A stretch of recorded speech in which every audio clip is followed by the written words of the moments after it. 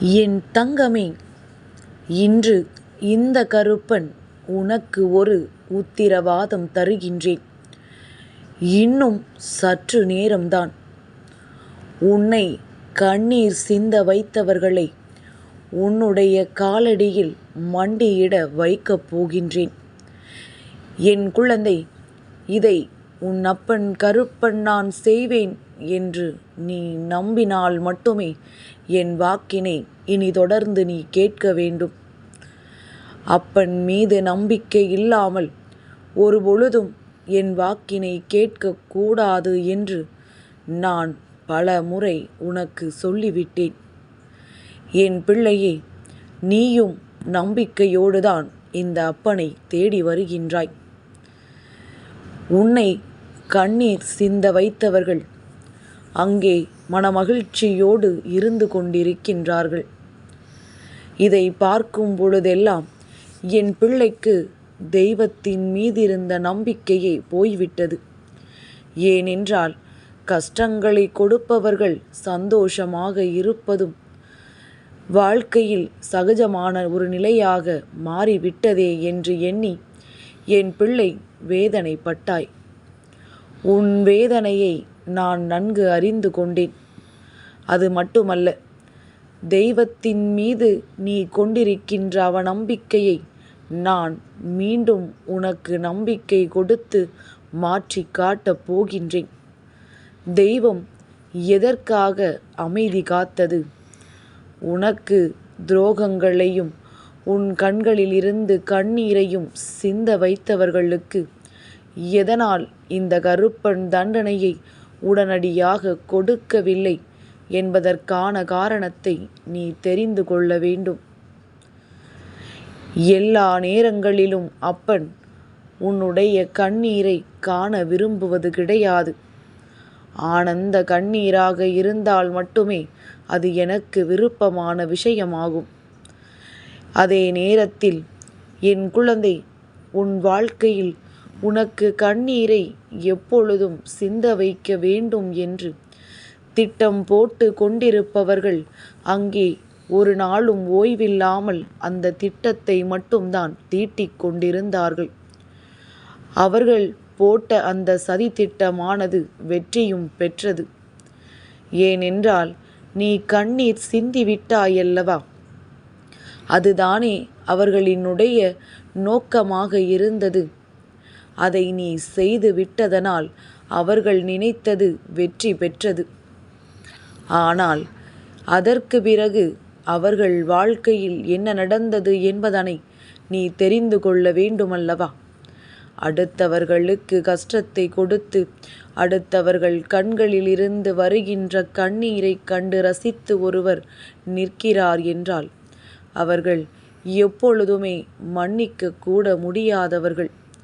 இவர்களுக்கு தெய்வத்திடமிருந்து ஒரு நாளும் மன்னிப்பு கிடைக்காது. இப்படி இவர்களுக்கு மன்னிப்பு கிடைக்கவில்லை என்றும் தண்டனை கிடைத்திருக்கிறது என்றும் நம்மால் எப்படி உணர முடியும் என்று என் பிள்ளை நீ யோசிக்கின்றாயல்லவா? என் தங்கமே, நிச்சயமாக உன்னால் உணர முடியும்.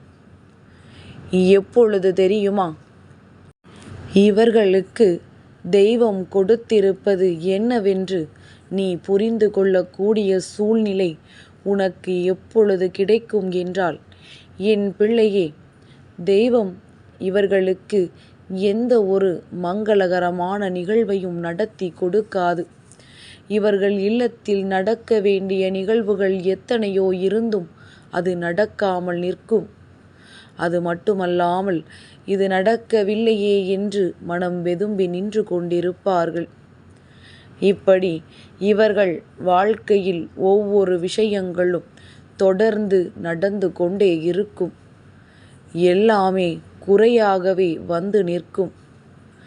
இவர்கள் செய்கின்ற செயலில் அவர்கள் மனதிற்கு முழுமையான திருப்தி ஒரு நாளும் கிடைத்து விடாது. வெளியில் பேசும் பொழுது அவர்கள் எப்படி வேண்டுமானாலும் எதை வேண்டுமானாலும் பெருமையாக பேசிக்கொண்டு திரியலாம். ஆனால் உண்மை நிலை என்னவென்று அவர்கள் மனதிற்கு மட்டுமே அறியும். தான் செய்த தவறுக்கு தான் ஒருவரை கண்ணீர் சிந்த வைத்ததற்கு தனக்கு தண்டனை கிடைத்திருக்கிறது என்பதனை அவர்கள் நிச்சயமாக புரிந்து கொள்வார்கள். என் குழந்தை, நீ முதலில் தெளிவாக புரிந்து கொள். தெய்வம் யாருக்கு ஆசைகளை வழங்கும்? நல்லது செய்கின்றவர்களுக்கு, மற்றவர்கள் வாழ்க்கையில் நல்லது நினைப்பவர்களுக்கு. நல்லதை நினைக்காவிட்டாலும் கெட்டதை நினைக்காமல் இருக்கின்றவர்களுக்கு. அவர்களுக்கு மட்டும்தான் தெய்வம் எப்பொழுதும் நினைத்ததை கொடுக்கும். அதே நேரத்தில் என் குழந்தை, இந்த வாழ்க்கையில் நீ நினைத்த விஷயங்கள் எல்லாம் நடக்காமல் போகும் பொழுது நீ உணர வேண்டிய ஒரு நல்ல விஷயம் என்னவென்றால், ஏதோ ஒரு காரணத்திற்காகத்தான் தெய்வம் நமக்கு இதை கிடைக்க விடாமல் செய்திருக்கிறது என்று. என் பிள்ளையே, இந்த நேரத்தில் நீ இதையெல்லாம் தெரிந்து கொள்ள வேண்டிய கட்டாயம் என்ன தெரியுமா? உனக்கு கண்ணீரை சிந்த வைத்தவர்களின் நிலை என்னவென்று நீ தெரிந்து கொள்ள வேண்டும் என்று நான் நினைப்பதற்கு காரணம், நீயும் ஒரு நாளும் யாரையும் கண்ணீர் சிந்த வைத்து விடக்கூடாது. யாரொருவரின் கண்ணீருக்கும் நீ காரணமாக இருந்து விடக்கூடாது. அது பாவத்திலும் மிக பெரிய பாவம். அவர்கள் கண்ணீர் சிந்துகின்ற நிலைக்கு வந்து தெய்வத்திடம் வந்து முறையிடும் பொழுது தெய்வம் அவர்களின் வார்த்தைகளைத்தான் முதலில் மதிக்கும் என்பதனை நீ மறந்து விடாதே. அவர்கள் தெய்வத்தை வணங்கலாம், தெய்வத்திடம் எல்லா வேண்டுதலையும் வைக்கலாம். ஆனால் தெய்வம் அவர்களை ஒரு நாளும் கண்ணெடுத்து பார்க்கவில்லை என்பதுதான் இது போன்று செய்கின்றவர்களுக்கு கிடைக்கின்ற மிக பெரிய தண்டனை என்பதனை நீ புரிந்து கொள். அவர்கள் வெளியில் பேச்சுக்கு என்ன வேண்டுமானாலும் சொல்லிவிட்டு திரியலாம். எப்படி எல்லாமோ தன் வாழ்க்கை மாறிவிட்டதாக சொல்லலாம். தெய்வம் அவர்களுக்கு உறுதுணையாக இருப்பதாக வெளிக்காட்டலாம். ஆனால் உண்மை நிலை அவர்கள் குடும்பத்தில் ஏற்படுகின்ற ஒவ்வொரு பிரச்சனைகள் என்று எல்லாமே அதனை வெளிக்காட்டிவிடும். இனிமேல் இவர்களினுடைய வாழ்க்கையை நான் பார்த்து கொள்கின்றேன். இனி இவர்கள் உன் வாழ்க்கையில் வரக்கூடாது என்பது என்னுடைய முடிவு. அடுத்தவர்களின் கண்ணீரை கண்டு ரசிப்பவன் இந்த உலகத்திலேயே இரக்கமற்றவன். அப்பேற்பட்ட ஒரு காரியத்தை செய்தவருக்கு தண்டனை பலமாக இருக்க வேண்டும். நான் உன்னிடத்தில் இதை கொடுத்து விட்டால் நடந்த கஷ்டங்களை எல்லாம் நீ மறந்துவிட்டு ஒன்றும் தெரியாதது போல அந்த உறவை தொடர்ந்து கொண்டிருப்பாய். அது நடந்துவிடக்கூடாது. அதனால் எப்பொழுதும் எந்த விஷயம் சரியாக நடக்க வேண்டும் என்பதனை தெளிவாக புரிந்து கொண்டு அதன்படி நடந்து கொள்ள வேண்டும். என் பிள்ளையே, இந்த கருப்பண்ணசாமி இன்று உனக்கு சொல்ல வந்த மிக முக்கியமான விஷயம் இது ஒன்றுதான். உன்னை கண்ணீர் சிந்த வைத்தவர்கள், உன் கண்ணீரை கண்டு ரசித்தவர்கள் எப்பொழுதும் நீ கண்ணீர் சிந்தி கொண்டே இருக்க வேண்டும் என்று நினைப்பவர்கள், இவர்கள் முன்னிலையில் எல்லாம் என் பிள்ளை நீ வாழ்ந்து காட்டப் போகின்றாய். இந்த அப்பன் உன்னை வாழ வைக்கப் போகின்றேன்.